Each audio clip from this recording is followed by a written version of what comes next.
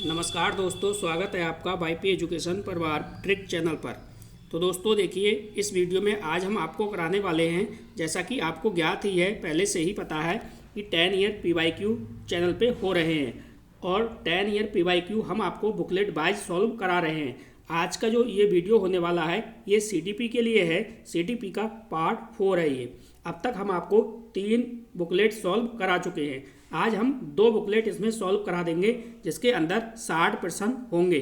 ठीक है, तो आप इस वीडियो को शुरू से लेके अंत तक देखना। अगर आप सीटेट की तैयारी कर रहे हैं और 10 साल के PYQ बिखरे बिखरे आप पढ़ रहे हैं तो आज से सब कुछ एक जगह आपको मिलने वाले हैं।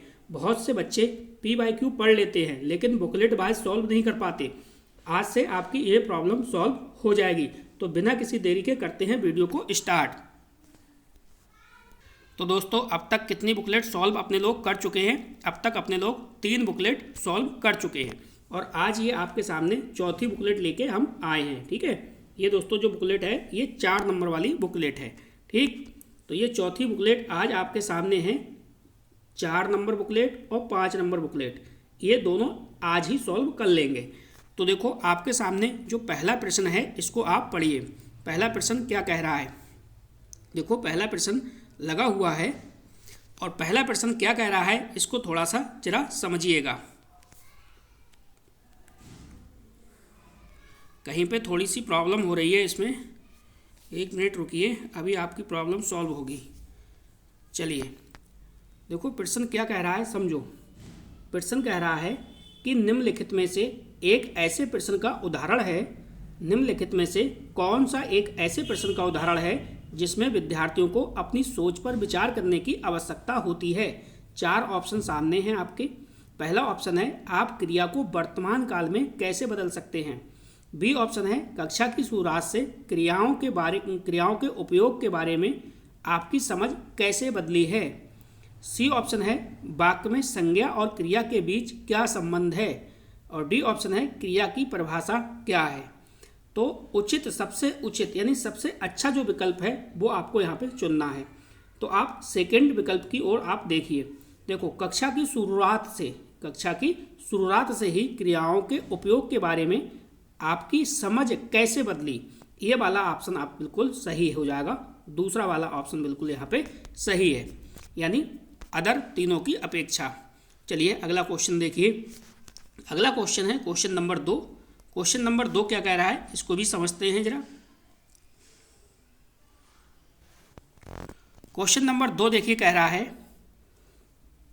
कि भाई निम्नलिखित में से कौन सा विफलता के लिए आंतरिक आरोपण का उदाहरण है।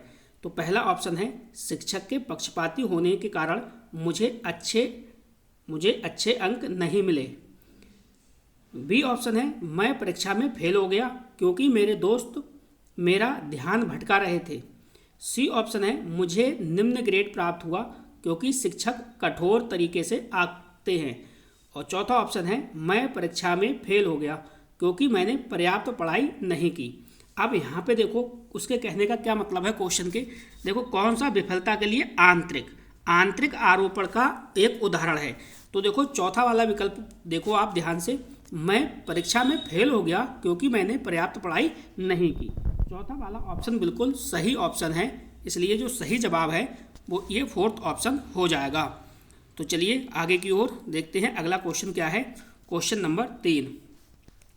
अब देखिए क्वेश्चन नंबर 3 क्या कह रहा है।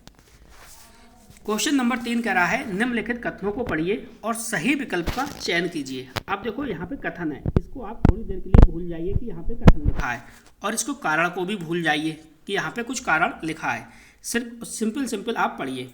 देखो, बहुत कम उम्र में दुनिया भर में अधिकांश संस्कृतियों में लड़कियां गुड़िया को खिलौने के रूप में चुनती हैं, जबकि लड़के जो हैं वो कारों के साथ खेलना पसंद करते हैं। अब यहाँ पे लगाओ क्योंकि। ठीक है, यहाँ पे लगा लो आप, एक शब्द जोड़ लो अपनी तरफ से, क्योंकि बच्चे किसी विशेष संस्कृति की अपेक्षाओं के आधार पर एक लड़के या लड़की के लिए उपयुक्त माना जाता है, इसके बारे में जानकारी व्यवस्थित करते हैं और उसके अनुसार व्यवहार करते हैं। तो आपने देखा जो पहला वाला ये जो कथन दे रखा था ये बिल्कुल सही है और जो कारण है ये भी आपको सही नज़र आ रहा है। तो 4 विकल्प हैं, ए और आर दोनों सही है, परंतु आर ए की सही व्याख्या नहीं करता है, ये आपका गलत है। बी ऑप्शन है ए सही है परंतु आर गलत है, जबकि ए आर दोनों सही है। तो ए आर दोनों गलत, ये तो वैसे ही गलत हो जाएगा। चौथा वाला ऑप्शन बिल्कुल सही है, ए और आर दोनों सही हैं, आर ए की सही व्याख्या करता है, ये बिल्कुल सही ऑप्शन है। चलिए अगला देखते हैं, अगला क्वेश्चन क्या है। अब देखिए क्वेश्चन नंबर 4 क्या कह रहा है। क्वेश्चन नंबर 4 काफ़ी अच्छा है क्वेश्चन। क्वेश्चन नंबर 4 कह रहा है किस आयु में बच्चे शब्दों के खेल में शामिल हो सकते हैं और ऐसे चुटकुलों और पहेलियों को पसंद कर सकते हैं जिनमें शब्दों का खेल शामिल हो। तो ए ऑप्शन है, मतलब एज पूछी गई है इसमें, 3 वर्ष, 7 वर्ष, 12 वर्ष या 1 वर्ष। तो बस आपको एज इसमें से चुननी थी, तो इसमें बी ऑप्शन बिल्कुल सही है, 7 वर्ष। ठीक है, चुटकुले और पहेलियों को पसंद करते हैं किस एज के बच्चे, 2 से 7 वर्ष वाले। ठीक है, तो ये 7 वर्ष वाला बिल्कुल सही ऑप्शन है। नेक्स्ट देखिए आप, अगला देखिए क्वेश्चन नंबर 5। तो क्वेश्चन नंबर 5 क्या कह रहा है, इसको थोड़ा सा समझिए। क्वेश्चन नंबर 5 कह रहा है, देखो, कैरल गिलिगन ने कोहल वर्ग के नैतिक विकास के सिद्धांत की आलोचना की है। ये मैंने आपको बहुत ही अच्छे से समझाया है, आप जाइए और प्लेलिस्ट में वीडियो को अच्छे से समझिए, देखिए। तो पहला ऑप्शन है इसमें, आनुवांशिक कारकों को पर्याप्त महत्व न देकर, ऑप्शन आपका गलत है। केस अध्ययन को अनुसंधान पद्धति के रूप में उपयोग करने के लिए, ये भी ऑप्शन गलत है। सामाजिक संज्ञानात्मक दृष्टिकोण, तो ये भी गलत है। सीधे सीधे देखो क्वेश्चन क्या रहा है। क्वेश्चन कह रहा है कैरल गिलिगन ने कोहल वर्ग के नैतिक विकास के सिद्धांत की आलोचना की है। तो देखिए आलोचना यानी नारीवादी दृष्टिकोण से, ठीक है, नारीवादी दृष्टिकोण से क्या की है, आलोचना की है। ये रिपीट भी हो सकता है क्वेश्चन, बहुत इंपॉर्टेंट क्वेश्चन है। चलिए अगला क्वेश्चन देखिए, अगला क्वेश्चन हमारा क्या है, क्वेश्चन नंबर 6। क्वेश्चन नंबर 6 क्या कह रहा है, इसको थोड़ा सा समझिए। क्वेश्चन कह रहा है अधिगम के लिए आकलन, देखो अधिगम के लिए आकलन मुख्य लक्ष्य है। तो दोस्तों आकलन बहुत अच्छे से पढ़िएगा, यहाँ से 1 नंबर 100% पेपर में बनता है आकलन से। तो क्वेश्चन कह रहा है, देखिए, अधिगम के लिए आकलन का मुख्य लक्ष्य क्या है। तो पहला ऑप्शन है विद्यार्थियों को प्रतिपुष्टि प्रदान करना जिसका उपयोग उनके अधिगम में सुधार के लिए किया जा सके।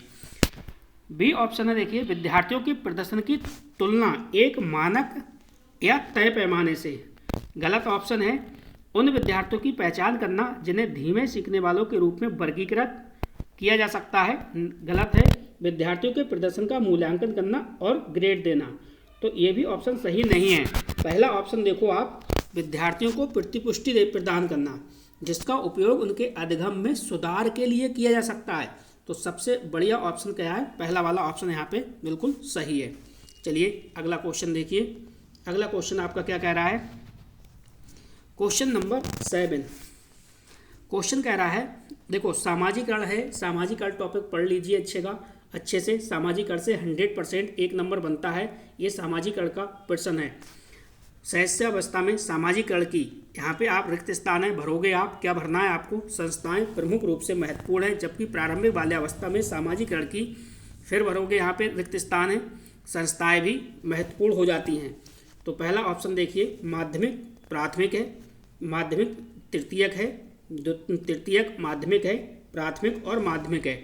देखो जब शैशवावस्था में सामाजिकरण की बात हो रही है तो देखो प्राथमिक संस्थाएं प्रमुख रूप से महत्वपूर्ण है, ठीक है, प्राथमिक संस्थाएं। जबकि प्रारंभिक अगर बाल्यावस्था की बात करें तो बाल्यावस्था में सामाजिकरण की माध्यमिक।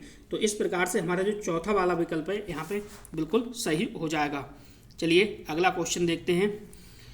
अगला क्वेश्चन क्या है, देखो डिस्ग्राफिया, ठीक है, अधिगम अक्षमता। तो अधिगम अक्षमता को हमने बहुत अच्छे से समझाया है। जितनी भी अधिगम अक्षमताएं होती हैं सारी की सारी हमने आपको करा रखी हैं, जाइए आप पढ़िए प्लेलिस्ट से। डिस्ग्राफिया क्या है, देखो डिस्ग्राफिया क्या है ये आपको समझना है, बताना है। 4 ऑप्शन है, थ्योरेटिकल ऑप्शन है, पढ़िए। एक तंत्रिकीय विकार है जिसकी विशेषता अक्षरों और आकारों को बनाने में कठिनाई होती है। बी ऑप्शन है, देखिए, एक मनोवैज्ञानिक विकार है जिसकी विशेषता ध्यान का अभाव और आवेगशील व्यवहार है। सी ऑप्शन है एक भाषण विकार है जिसकी विशेषता हकलाना और उच्चारण में त्रुटियां करना है। चौथा ऑप्शन है एक गतियुक्त विकार है जिसकी विशेष स्थूल पेशीय बाध्यता है। गतियुक्त विकार नहीं है, भाषण से कोई मतलब नहीं है। और देखिए विशेष ध्यान का अभाव, आवेगशील व्यवहार, ये भी नहीं है। देखो डिस्ग्राफिया है। और ग्राफ पे आप क्या करोगे, जब आपको ग्राफ दिया जाएगा तो ग्राफ पे आप सिर्फ और सिर्फ लिखने का काम करोगे। जब लिखने का काम करोगे तो देखो इसमें क्या है, अक्षरों और आकारों को बनाने में कठिनाई। यानी पहला वाला जो ऑप्शन है ये बिल्कुल आपका सही है। जब भी डिस्ग्राफिया आए तो समझ लेना आप कि ग्राफ पे अपने लोग क्या करते हैं, लिखते हैं। तो ये लिखने से संबंधित है डिस्ग्राफिया। चलिए अगला क्वेश्चन देखिए। अगला क्वेश्चन हमारा क्या कह रहा है। क्वेश्चन दोस्तों बहुत ही अच्छे हैं इसमें आए हुए। इस बार का पेपर जो भी है ये काफ़ी अच्छा पेपर है, लेवल भी इसका अच्छा खासा है। चलिए, प्रतिभावान बच्चों को शिक्षित करने का उपागम जो उन्हें असमान रूप से तीव्र गति से पाठचर्या के माध्यम से आगे बढ़ाता है क्या कहलाता है। तो ए ऑप्शन है त्वरण, बी ऑप्शन है विसर्जन, सी ऑप्शन है विभेदित निर्देशन और डी ऑप्शन है संवर्धन। तो प्रतिभावान बच्चों को शिक्षित करने का उपागम जो उन्हें असामान्य रूप से तीव्र गति से पाठचर्या के माध्यम से आगे बढ़ाता है क्या कहलाता है। ये आपका पहला वाला ऑप्शन बिल्कुल सही हो जाएगा। कौन सा, त्वरण। चलिए आगे की ओर चलते हैं, देखते हैं अगला क्वेश्चन क्या है। Question number 10। क्वेश्चन नंबर 10 देखिए आपके स्क्रीन पे लगा हुआ है। क्वेश्चन 10 क्या कह रहा है, शिक्षक जो समावेशी कक्षाओं की दिशा में काम कर रहे हैं उन्हें चाहिए कि वे क्या करें, पाठचर्या में अनुकूलन करें, विविध दृष्टिकोण को शामिल करें, अपने स्वयं के अंतर्निहित पूर्वाग्रहों की क्या करें, वो जांच करें और विविधता को एक बाधा के रूप में देखें। देखो विविधता जो शब्द है, विविधता एक बाधा नहीं है बल्कि विविधता जो है एक संसाधन के रूप में कार्य करता है। तो आपका ये वाला जो ऑप्शन है चौथा वाला कट जाएगा, बकाया आपके फर्स्ट, सेकेंड और थर्ड ये सही है आपके। तो देखो फर्स्ट, सेकेंड, थर्ड आपके ऑप्शन सही है, चौथा वाला विकल्प सही है। जो विविधता शब्द है, विविधता पॉजिटिव है ना कि नेगेटिव, तो इस बात को भी आपको ध्यान में रखना है। अब देखो हार्वर्ड गार्डनर, यहाँ से क्वेश्चन हर वर्ष बनता है और इस बार भी बनेगा 1 नंबर, इसको आप अच्छे से पढ़ लीजिएगा। देखो हार्वर्ड गार्डनर के अनुसार एक दर्शन शास्त्री के पास प्रकार की बुद्धि और मूर्तिकार के पास की प्रकार की बुद्धि अधिक होती है। यानी वो ये कह रहे हैं दर्शन शास्त्री जो है उसके पास कौन सी बुद्धि है और जो मूर्तिकार है उसके पास कौन सी बुद्धि है। तो 4 ऑप्शन आपके सामने हैं। यहाँ पे सीधे सीधे फैक्चुअल क्वेश्चन है। देखो जो दर्शन शास्त्री हैं इनके लिए आएगी इंटरपर्सनल, ठीक है, यानी अंतर व्यक्ति। और जो आपका मूर्तिकार है, मूर्तिकार के लिए आएगा द्विक स्थान यहाँ पे, यानी पहला वाला जो विकल्प है ये बिल्कुल सही ऑप्शन है। चलिए चलते हैं आगे की ओर, देखते हैं अगला क्वेश्चन क्या है। Question number 11। तो हार्वर्ड गार्डनर को पढ़ लीजिएगा, यहाँ से क्वेश्चन हर बार पेपर में छपा है। मैंने 12 इंपॉर्टेंट टॉपिक आपको बताए हैं CDP के, अगर उनसे पढ़ लिया ना, वही 12 टॉपिक कर लिए क्लियर, तो क्वेश्चन कोई भी बाहर नहीं जाएगा। निम्नलिखित में से अधिगम का प्राथमिक लक्ष्य कौन सा होना चाहिए। तो प्राथमिक लक्ष्य कौन सा होना चाहिए, देखो समकक्षियों के साथ प्रतिस्पर्धा। अब देखो जहाँ पे भी कंपटीशन देखे, प्रतिस्पर्धा देखे, बिल्कुल गलत है आपका। तत्वों को रटना तो रटाना नहीं है बिल्कुल भी। यंत्रवत याद कराना, तो याद तो हमें कराना नहीं है। तो तीनों कट गए, नेगेटिव टैग वर्ड है ये। समालोचनात्मक चिंतन का विकास, ये एक पॉजिटिव आपका बचा, वही आपका सही है। अगला देख लीजिए क्वेश्चन नंबर 13। विद्यार्थियों को सीखने की शैली में विविधता क्या है, को शिक्षण प्रक्रिया के दौरान ध्यान में नहीं रखा जाना चाहिए, ये नेगेटिव है, ध्यान में रखा जाना चाहिए। नेक्स्ट है को शिक्षण अधिगम प्रक्रिया में बाधा और अवरोध के रूप में देखा जाना चाहिए। दोस्तों जो विविधता है इसको बाधा के रूप में नहीं देखना बल्कि संसाधन के रूप में देखना है। नेक्स्ट है कि उपेक्षा, तो दोस्तों उपेक्षा नहीं की जानी चाहिए, ये भी नेगेटिव है।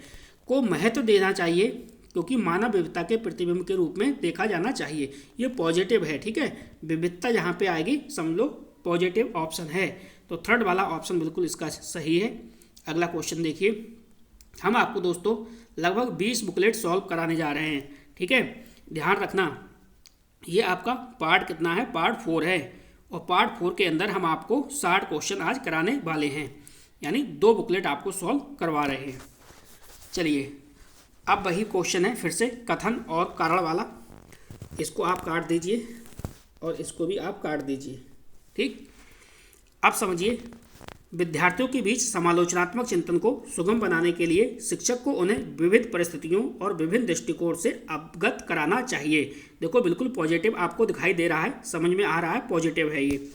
जब विद्यार्थी विविध मतभेदों के बीच बातचीत में संलग्न होते हैं तो समालोचनात्मक और रचनात्मक रूप से सोचने की अपनी क्षमताओं को सीखते हैं, यानी समृद्ध करते हैं। अब देखो पहला भी बिल्कुल सही है और दूसरा भी बिल्कुल सही है। तो देखो ए और आर दोनों सही हैं, आर ए की सही व्याख्या नहीं करता है, गलत हो गया। ए सही है परंतु आर गलत है, ए भी गलत हो गया। ए और आर दोनों गलत हैं तो ये तो वैसे ही गलत हो गया। ए और आर दोनों सही है, आर ए की सही व्याख्या करता है। चौथा वाला ऑप्शन यहाँ पे बिल्कुल सही है। ठीक है, तो इसी प्रकार से आपको ये वाले क्वेश्चन सॉल्व करने होंगे। चलिए अगला क्वेश्चन देखिए, क्वेश्चन नंबर 15। क्वेश्चन क्या कह रहा है, समझो इसे। क्वेश्चन कह रहा है, देखो, बच्चे सबसे प्रभावी ढंग से तब सीखते हैं यदि कोई अवधारणा जटिल से सरल की ओर बढ़ती है। अब देखो पहले ही बच्चे को अगर आप जटिल चीज़ें कराओगे तो बच्चे को भैया डिमोटिवेट हो जाएगा, वो कुछ भी नहीं सीखेगा, नेगेटिव है। तर्क संगत से अनुभवजन्य की ओर, ये भी गलत है ऑप्शन। अमूर्त से मूर्त की ओर।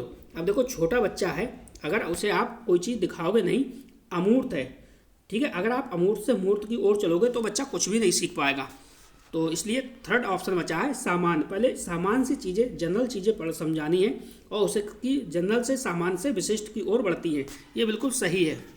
शिक्षण सूत्र बिल्कुल सही है, सामान्य है, सामान्य से विशिष्ट की ओर। चलिए अगला क्वेश्चन देखिए, वायगोत्स्की आ गए। वायगोत्स्की के बारे में देखिए, यहाँ से भी आपको हर बार एक क्वेश्चन को देखने को मिलेगा। एक क्या आपको बता देता हूँ मैं, 1 से 3 क्वेश्चन तक बने हैं। तो वायगोत्स्की को बहुत अच्छे से समझाया गया है, प्ले लिस्ट में जाइए आप और वहाँ पे आपको वीडियो मिल जाएगी। चलो लेव वायगोत्स्की के अनुसार क्या है देखिए, यहाँ पे फिल इन द ब्लैंक है, देखो भरना होगा आपको। यहाँ पे बच्चों के संकल्पात्मक योग्यताओं के विकास में महत्वपूर्ण भूमिका निभाता है सामाजिक अलगाव। देखो अलगाव की बात की है, नेगेटिव है। मानकीकृत पाठ्यक्रम, नेगेटिव हो जाएगा। मूर्त पुरस्कार, गलत है। सहकर्मी सहयोग बिल्कुल सही ऑप्शन है, तो फोर्थ वाला बिल्कुल सही हो जाएगा। चलिए अगला क्वेश्चन देखिए, 17वां क्वेश्चन देखिए, फिर उन्हीं का है। 17वां क्वेश्चन क्या कह रहा है, क्वेश्चन कह रहा है देखो यहाँ पे, वायगोत्स्की के अनुसार आंतरिक वाक, यानी यहाँ पे देखो इनर स्पीच। तो पहला ऑप्शन है विकासात्मक देरी का संकेत है, गलत है। विकासात्मक देरी का संकेत है, ये सही नहीं है, ठीक है। अगला देखो, बच्चों के लिए अपनी सोच को नियंत्रित करने का एक तरीका है, पॉजिटिव है, ये पॉजिटिव है दोस्तों। बच्चों के लिए काल्पनिक दोस्त के साथ संप्रेषण करने का एक सही तरीका है, ऊपर वाले की तुलना में तो अच्छा नहीं है।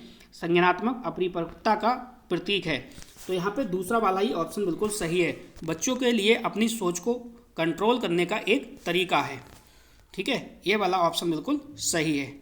चलिए अगला क्वेश्चन देखिए, अगला क्वेश्चन देखिए 18वां नंबर। 18वां नंबर देखिए, क्वेश्चन काफ़ी अच्छा है देखिए और डीप में पूछा गया है। 4 वर्ष की अर्पणा कहती है, 4 वर्ष की अर्पणा कहती है कि एक बटन जिंदा है। एक बटन क्या है, जिंदा है, क्योंकि यह उसकी शर्ट को एक साथ बांधने में मदद करता है। जीन पियाजे के अनुसार उसकी सोच की विशेषता क्या है, सेंट्रियन है, सेंट्रियन नहीं है।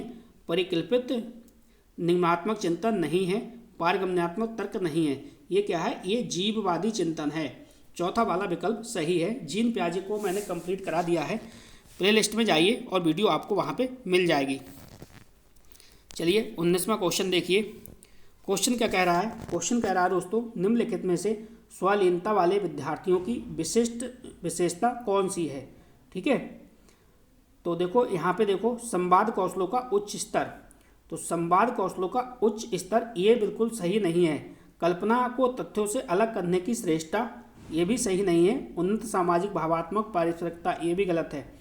बार बार दोहराव और आवर्ती व्यवहार, ये बिल्कुल ऑप्शन सही है। यानी स्वालीनता वाले जो विद्यार्थी हैं, इनकी विशिष्ट विशेषता क्या होगी, इनकी विशेषता होगी बार बार दोहराव और आवर्ती व्यवहार। पहला वाला ऑप्शन इसका बिल्कुल सही है। तो चलते हैं अगले क्वेश्चन की ओर, देखते हैं अगला क्वेश्चन हमारा क्या है। Question number 20। क्वेश्चन नंबर देखिए 20 क्या कह रहा है, इसको थोड़ा समझो। बच्चों में समस्या समाधान कौशल को बढ़ाने के लिए निम्नलिखित में से कौन सा प्रभावी तरीका है। तो ए ऑप्शन क्या है,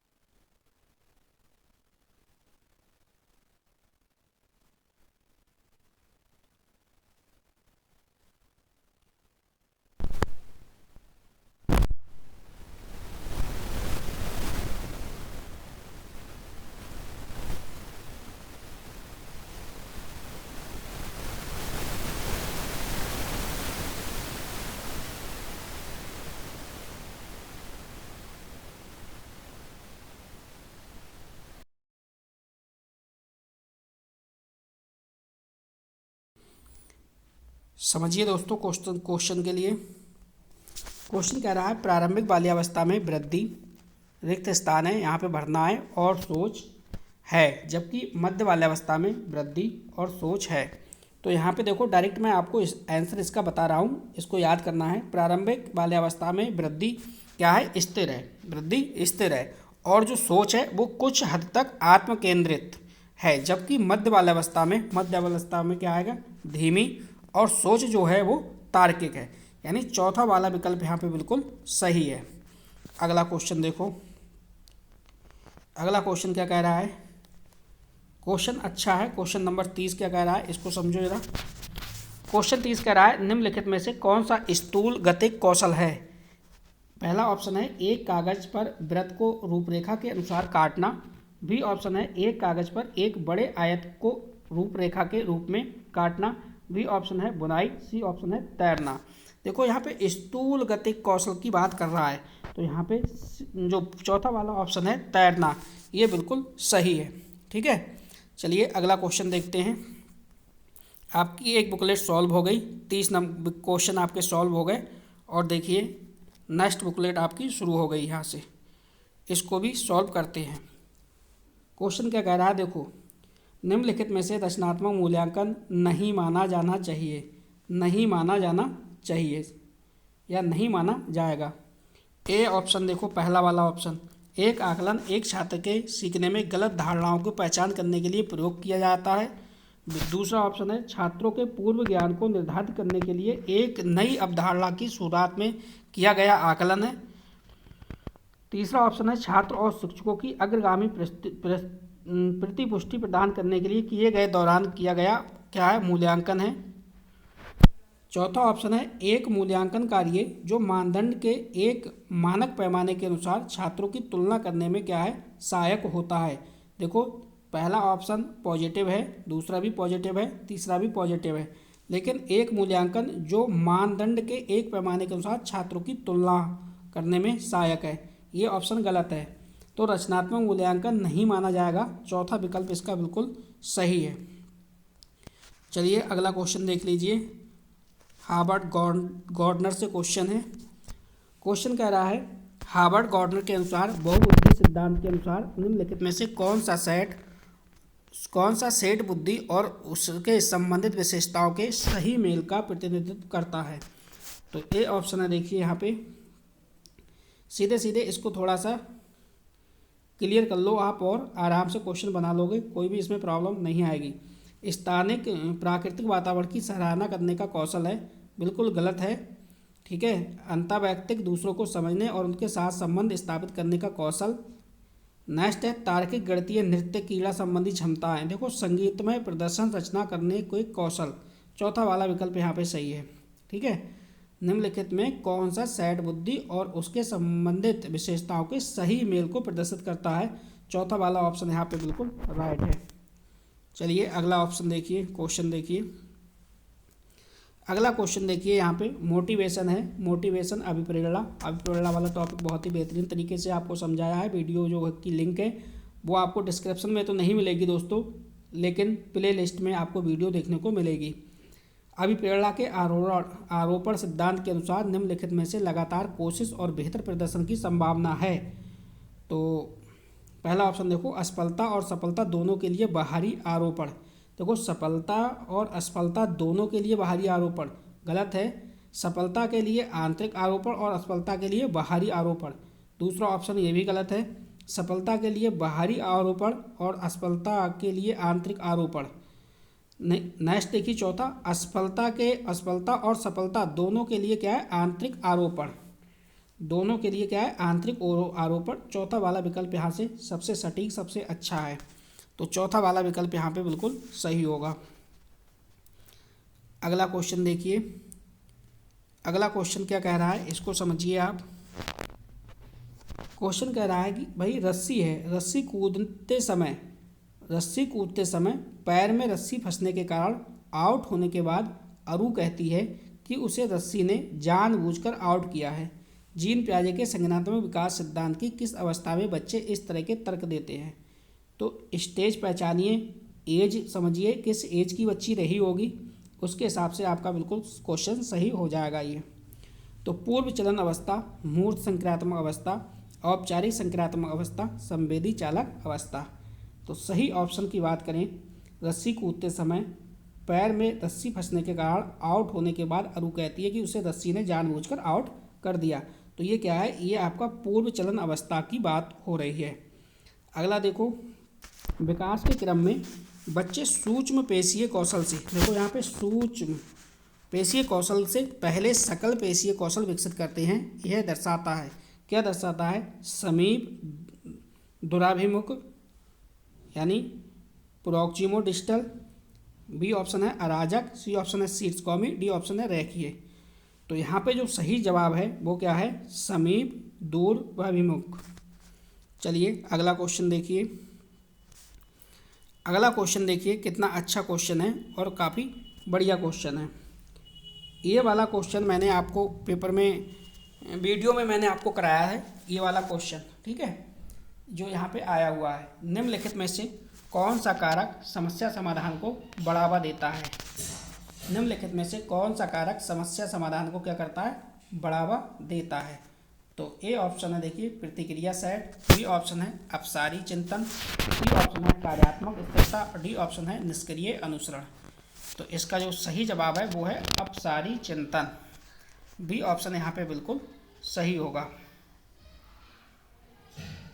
क्योंकि समस्या समाधान को बढ़ावा कौन देगा, अपसारी चिंतन, ठीक है। एक समस्या होगी उसे कई तरीके से आप सॉल्व कर सकते हो, तो बी ऑप्शन बिल्कुल सही है। अगला क्वेश्चन देखो, अगला क्वेश्चन क्या कह रहा है, इसको थोड़ा सा समझिए आप। क्वेश्चन ये भी अच्छा है।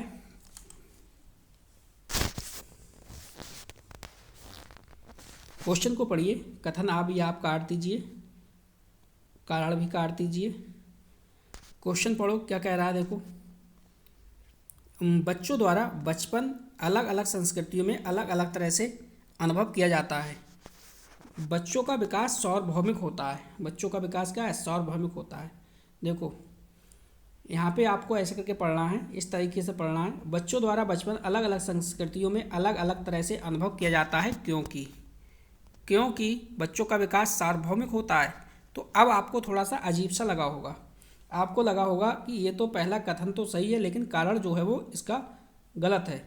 ए और आर दोनों गलत हैं, ये ऑप्शन गलत है। देखो सही वाला यही है, ए सही है लेकिन आर गलत है। ये आर जो है गलत है, ए और ए जो है वो सही है। चलिए अगला क्वेश्चन देख लो। अगला क्वेश्चन क्या कह रहा है, इसको समझिए आप। दोस्तों वीडियो को लाइक नहीं करा, वीडियो को लाइक करिए और वीडियो की लिंक को अपने सभी दोस्तों में शेयर कर दीजिएगा। प्राथमिक कक्षाओं में भाषा का विकास किस प्रकार संसाधित होता है? तो पहला ऑप्शन है जब शिक्षक मूर्त वस्तुओं के बजाय संकेतों और प्रतीकों से शुरू करते हैं। जब शिक्षक मूर्त वस्तुओं के बजाय संकेतों और प्रतीकों से शुरू करते हैं, भाषा विकास किस प्रकार संसाधित होता है? प्राथमिक कक्षा की बात हो रही है। तो बी ऑप्शन है जब शिक्षक अमूर्त अवधारणाओं को संदर्भित करने के लिए ठोस उदाहरणों का उपयोग करते हैं। पॉजिटिव है, अच्छा ऑप्शन है। तीसरा ऑप्शन देखिए, जब शिक्षक औपचारिक भाषा के प्रयोग पर जोर देते हैं और उसे लागू करते हैं। जब शिक्षक बच्चों की मातृभाषा की अवहेलना और उपेक्षा करते हैं। तो चौथा वाला भी गलत है, तीसरा गलत है, पहला गलत है, दूसरा वाला विकल्प बिल्कुल सही ऑप्शन है इसका। चलिए अगला क्वेश्चन देखिए। अगला क्वेश्चन क्या कह रहा है, क्वेश्चन नंबर 9। क्वेश्चन नंबर 9 क्या कह रहा है, इसको समझो। निम्नलिखित में से कौन सा प्रगतिशील शिक्षा का एक प्रमुख सिद्धांत है? तो प्रगतिशील शिक्षा का एक प्रमुख सिद्धांत क्या है? देखो पाठचर्या, पहला ऑप्शन देखो, पाठचर्या पूर्व निर्धारित और सार्वभौमिक होनी चाहिए। पूर्व निर्धारित और सार्वभौमिक होनी चाहिए। बी ऑप्शन है छात्रों के सीखने को मापने के लिए मानकीकृत परीक्षण सबसे अच्छा परीक्षण है। नेक्स्ट है छात्रों को अपनी शिक्षकों से ज्ञान का निष्क्रिय प्राप्तकर्ता होना चाहिए, यानी छात्रों को अपने शिक्षकों से ज्ञान का, गलत है, सीखना प्रमाणिक कार्यों पर आधारित होना चाहिए। पहला भी गलत हो गया, चौथा ऑप्शन हमें मिल गया सबसे अच्छा ऑप्शन, सीखना प्रमाणिक कार्यों पर आधारित होना चाहिए। अगला क्वेश्चन देखो, 10वां क्वेश्चन, फिर से वही क्वेश्चन है, देखिए कारण और कथन वाला। कथन को काटिए, कारण को काटिए। विद्यार्थी पाठ्यक्रम को विद्यालय पाठ्यक्रम को विद्यार्थी के सांस्कृतिक ज्ञान को उचित स्थान और मूल देना चाहिए।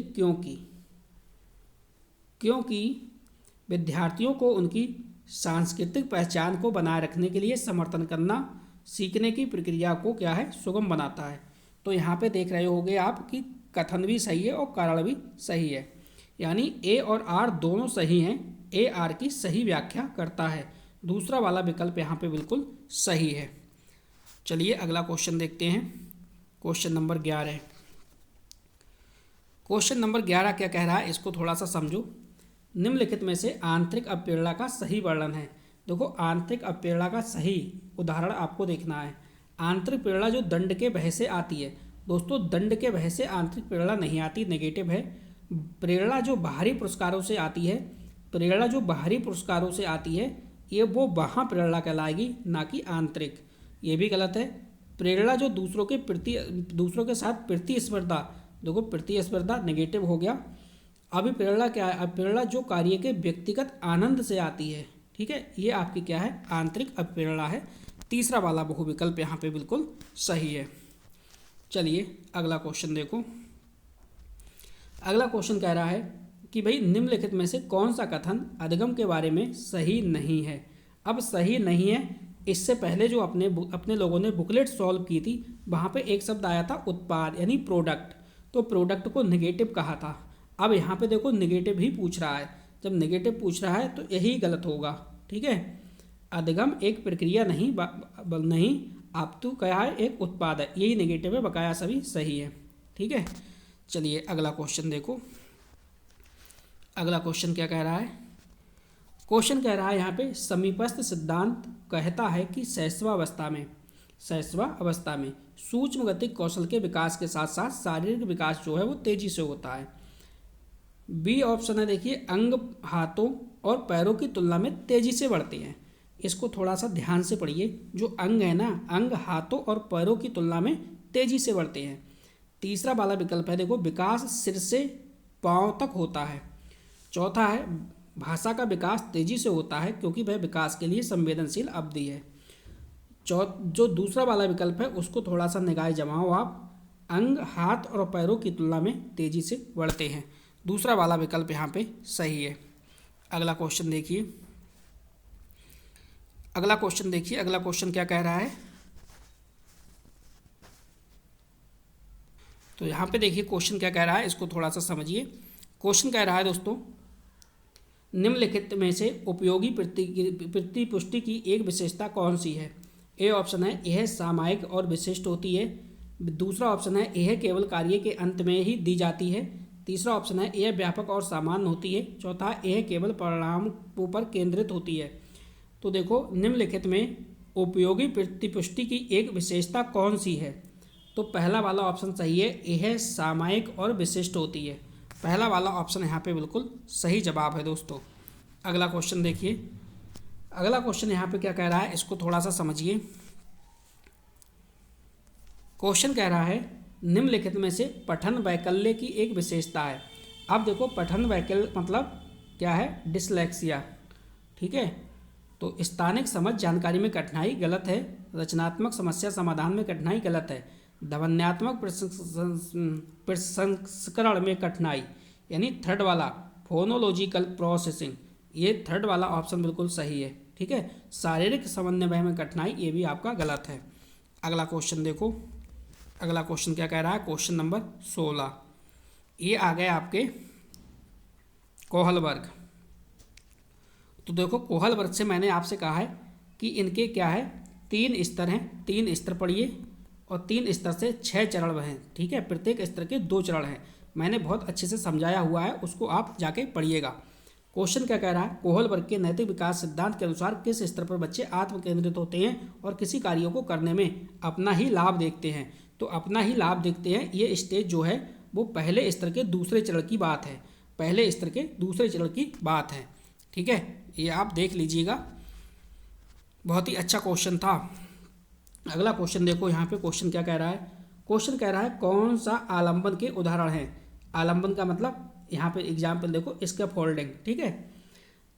तो पहला ऑप्शन देखो बोलकर सोचो, बी ऑप्शन है देखिए संकेत और इशारे, सी ऑप्शन है देखिए प्रश्न, और डी ऑप्शन है आधा हल किया हुआ उदाहरण, और चौथा है रटकर। तो इसमें देखो रटकर दोहराव यही वाला गलत है, बकाया सभी सही है। बोलकर सोचो, संकेत और इशारे, प्रश्न, आधा हल किया हुआ उदाहरण, यानी चौथा वाला ऑप्शन यहाँ पे बिल्कुल सही जवाब है। चौथा ऑप्शन बिल्कुल सही है। चलिए 18वां क्वेश्चन देखिए। अगला क्वेश्चन क्या कह रहा है, क्वेश्चन क्या कह रहा है, क्वेश्चन को समझो पढ़ो।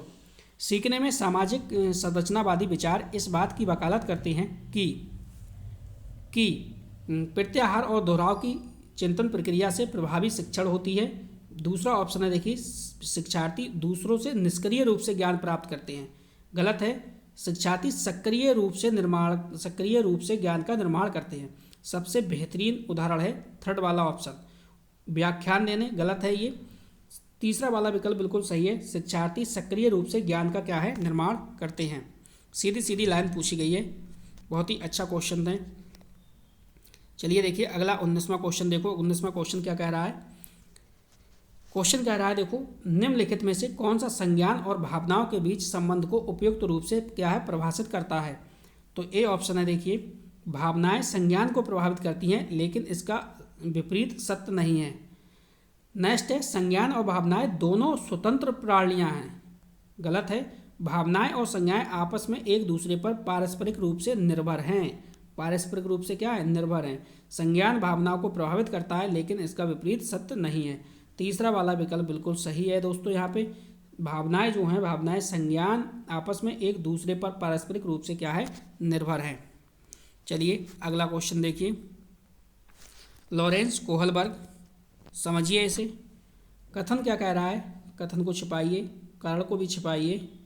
लॉरेंस कोहलबर्ग ने नैतिक विकास के सिद्धांत में बच्चे के कार्यों को उनके परिणाम के आधार पर अच्छा या बुरा समझने से इस समझ पर पहुंचते हैं कि नियम और कानून नम्य हैं और बदले जा सकते हैं क्योंकि, यहाँ पे लिखो क्योंकि लॉरेंस कोहलबर्ग का तर्क है कि नैतिक विकास क्रमिक रूप से चरणों में होता है। अब आप देख रहे हो कि ये भी वाला आपको पॉजिटिव लगता होगा और ये वाला जो कारण है ये भी पॉजिटिव लगता होगा।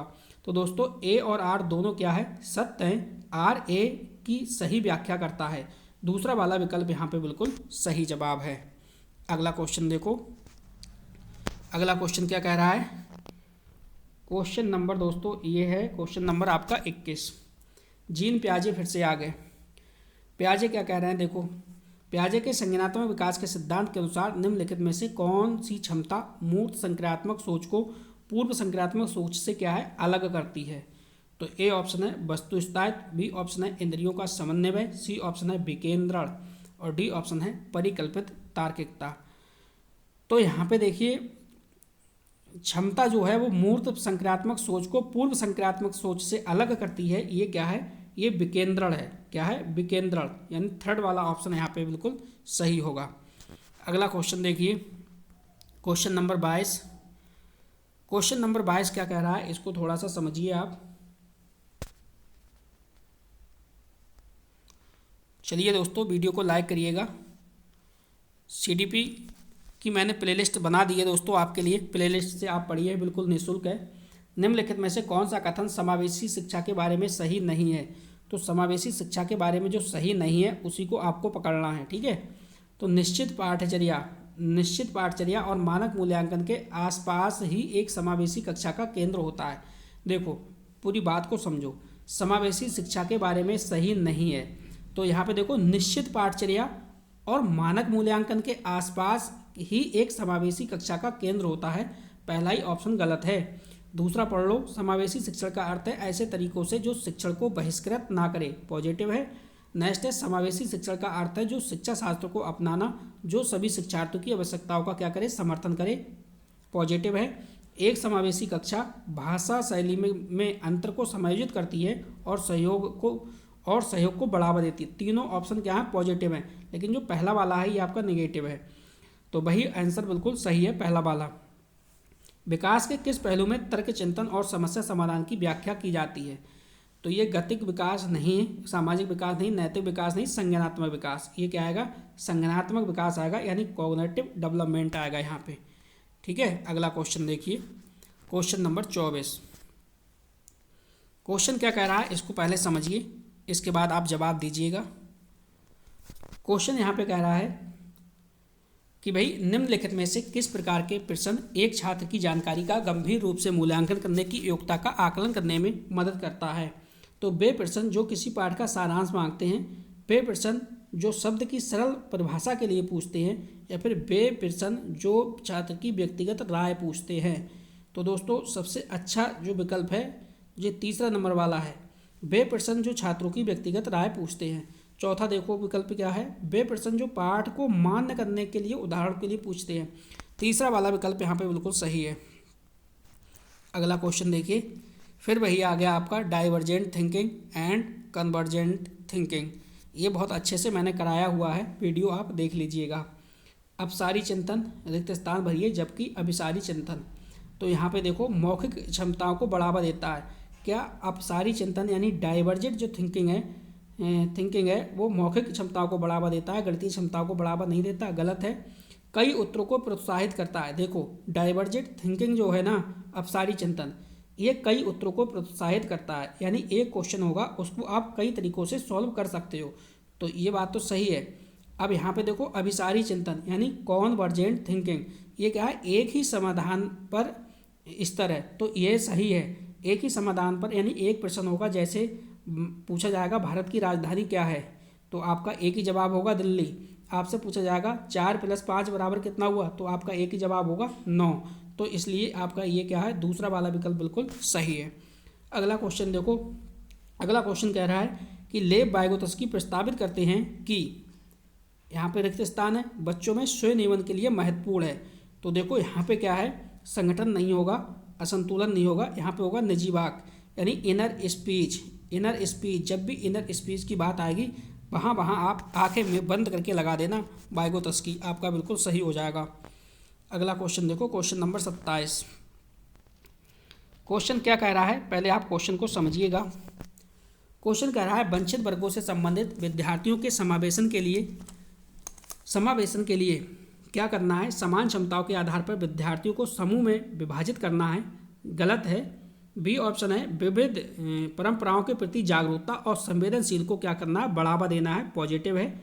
पहचान आधारित रूढ़ियों को प्रमाणित और प्रोत्साहित किया जाना चाहिए। देखो पहचान आधारित रूढ़ियों को प्रमाणित और प्रोत्साहित किया जाना चाहिए, सही नहीं है ये। नेक्स्ट है सामाजिक संबद्धता के आधार पर कक्षा में अलगाव करना चाहिए। तो यहाँ पे देखो सबसे बढ़िया जो ऑप्शन है बी वाला ऑप्शन है, विविध परंपराओं के प्रति जागरूकता और संवेदनशीलता को क्या करना चाहिए? बढ़ावा देना चाहिए। अगला क्वेश्चन देखो, अगला क्वेश्चन है क्वेश्चन नंबर 28। क्वेश्चन क्या कह रहा है इसको थोड़ा सा समझिएगा।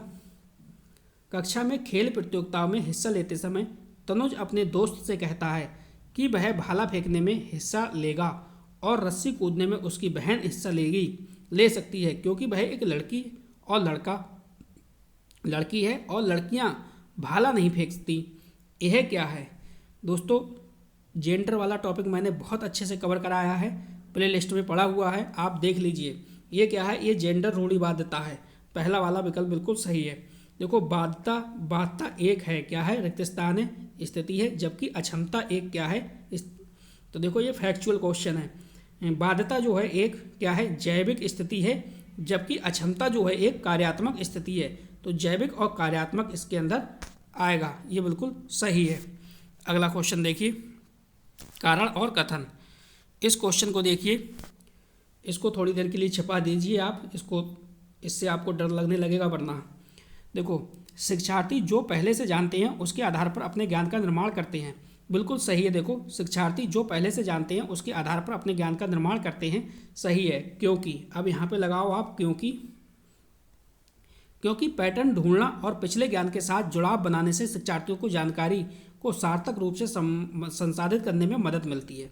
तो बिल्कुल सही है, दोनों सही है। देखो ए और आर दोनों सही है। ए आर की सही व्याख्या करता है। दूसरा वाला विकल्प जो है बिल्कुल सही जवाब है इसका। चलिए अगला क्वेश्चन। तो दोस्तों अब आ गए अपने नेक्स्ट बुकलेट पे। नेक्स्ट बुकलेट नेक्स्ट डे होगी, ठीक है। तो लगभग देखो हम आपको आज तक 5 बुकलेट सॉल्व करा चुके हैं। कितनी बुकलेट दोस्तों? 5 बुकलेट। ठीक है, हमने अभी तक आपको 5 बुकलेट सॉल्व करा दिए हैं। 5 गुणे 30 आप मल्टीप्लाई कर लीजिए, 5 तियाँ 15, लगभग 150 PYQ हम आपको करा चुके हैं। अगर आपने अभी तक नहीं देखे हैं ये पार्ट तो आप देख लीजिएगा, प्लेलिस्ट में आपको मिल जाएंगे। तो बस इस वीडियो में इतना ही था। वीडियो देखने के लिए आपका बहुत बहुत धन्यवाद। मिलते हैं नेक्स्ट वीडियो में। Thank you.